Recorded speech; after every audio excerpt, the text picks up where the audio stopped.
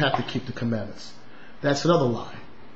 The only thing that's done away with from the Old Testament is the whole Levitical order of the priest's job, the sacrificing, the tithing, the head coverings for the males.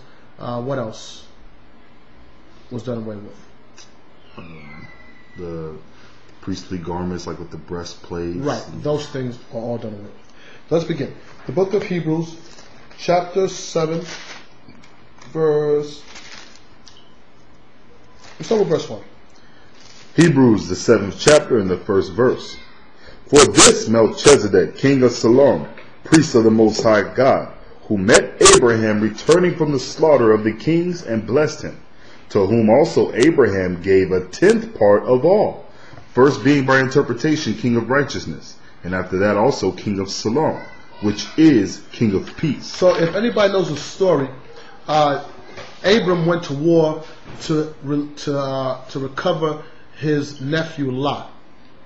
And when he came back from the war, he came and brought a 10th to Melchizedek. So tithing began even before the Levitical order was even in place. We read about tithing here, or offering from then. So what was happening, the priests, the Levites, were trying to hold on to this office as this is the way to God by giving us a 10th of your land, a 10th of your cattle. And the book of Hebrews and this chapter was written specifically to explain to those Jews that were still in Jerusalem that you were not being saved, or you were not righteous because of sacrificing and holding on to Levitical order. Now, through Christ dying, his blood was that perfect sacrifice that brought us back to the Father. Read on. Verse 3. Without father, without mother, without descent, having neither beginning of days nor end of life, but made like unto the Son of God. Right. He was made like unto Christ. He had no beginning of days, no end of days, and Abraham came and brought a 10th of sacrifice to him. Read on. Abideth a priest continually.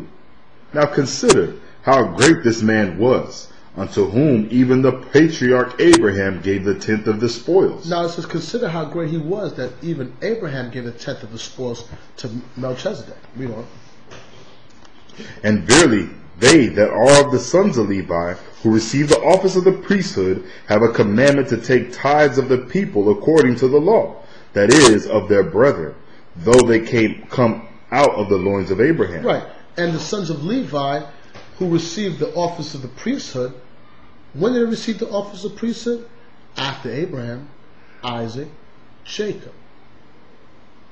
Then came Moses later on, and after Moses came the tribe of Levi, which the tribe of Levi came out of there, and Aaron got the office. That wasn't until the time of the Exodus.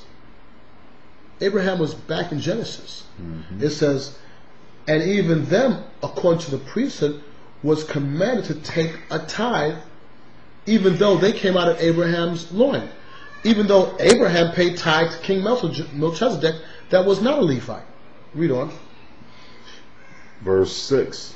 But he whose descent is not counted, from them received tithes of Abraham, and blessed him that had the promises. Right. But he whose descent is not counted, from them received tithes of Abraham. Who was that? Melchizedek.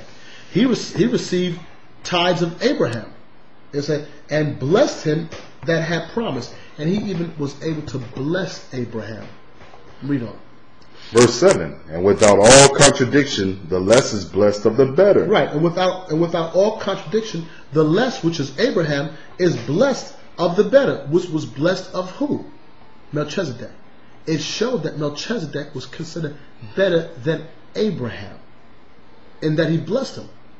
Whose office was to bless in the time of Levites? The priest. The priest blessed the people, but Melchizedek, who was not a Levite, blessed the patriarch, Abraham. Why is this being written? Why was this letter written to the Hebrews? To let them know that the Levitical order is done away with. And with that ending, it ended the sacrificial law, it ended tithing. All that is to be showing them that that is not the way. Christ is the way. That's right. Let's read on. Verse 8. And here men that die receive tithes, but there he receiveth them, of whom it is witness that he liveth. Right. It says, and here men that die receive tithes, but there he receiveth them, of whom it is witness that he liveth. The high priest, they die. The sons of Levi, they come to him and die. But guess what? But there he receiveth them. But who? Christ receiveth them, of whom it is written that he liveth. Because Christ rose back for the dead. Why is he using this analogy? Because it's showing that Christ became the true high priest. The priest that you have died, but Christ, he received those when he died. He forever lives. I want to go to that scripture. What was the scripture you pulled before St. John's? St. John's, I believe it's 8. 8. 137. No, St. John's 8. What verse you want to start with? 37. Point is all the way down in. I don't care. Tell me you want me to start. Start at 37. Okay, I'll read it for you. St. John's 8:37. I know that ye are Abraham's seed, but you seek to kill me because my word have no place in you. So this is Christ. Christ was speaking to those people that were gathered there at that time. I would believe it was the Pharisees, right? Mm-hmm. And he was telling them, he says, I know that ye are Abraham's seed, but ye seek to kill me because my word have no place in you. He was letting them know there was no light in them.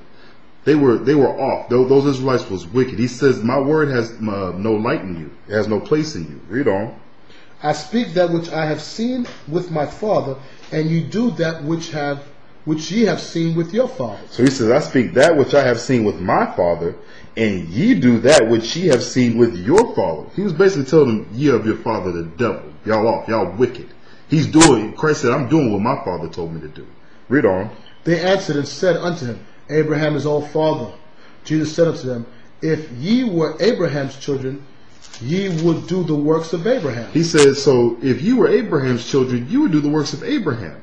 When we're going to get down and find out, he's subliminally telling them that Abraham followed me. Abraham did right. Read on. But now you seek to kill me, a man that hath told you the truth, which I have heard of God. This did not Abraham. So he said, but now ye seek to kill me, a man that have told you the truth, which I have heard of God. This did not Abraham. Abraham didn't do what y'all are trying to do. Abraham didn't try to kill Christ like y'all are trying to do. Y'all are trying to persecute me. Y'all are trying to have me put to death. Your father Abraham didn't do that. Let me say something. Yeah. Abraham didn't try to kill Melchizedek. He honored Melchizedek. That's right. And Melchizedek was not a Levite. He didn't come from the descent of Levi. Abraham honored him in giving a tenth and giving him the reverence. And he was the better than the less. That's what we just read. Read on. Read. Verse 41. You do the deeds of your father. Then said they to him, we be not born of fornication. We have one Father, even God. Jesus said unto them, if God were your Father, ye would love me. For I proceed forth and came from God. Neither came I myself, but he sent me. So basically Christ is letting them know. They're saying, we weren't born of no fornication. They were trying to say we weren't off. We wasn't born worshiping other gods. We worship God. But Christ is letting them know. If that was the case, you would be following me. You'd be believing in me right now. Read on. Jump down to verse 52. Verse 52. Then said the Jews unto him, now we know that thou hast a devil. Abraham is dead, and the prophets, and thou say, if a man keep my saying, he shall never taste death. So the Israelites were basically saying, oh, you got a devil on you, because the way that he was speaking in terms to Abraham, and he said, if a man keep my saying, he shall never taste death. Basically, what they're saying, you got a devil because you're making yourself seem like you're more than Abraham. Read on. Art thou greater than our father Abraham, which is dead? So that's what they're asking. Are you greater than our father Abraham, which is dead and gone, which is passed on? Read. And the prophets are dead, whom thou makest thyself. Read on. And Jesus answered,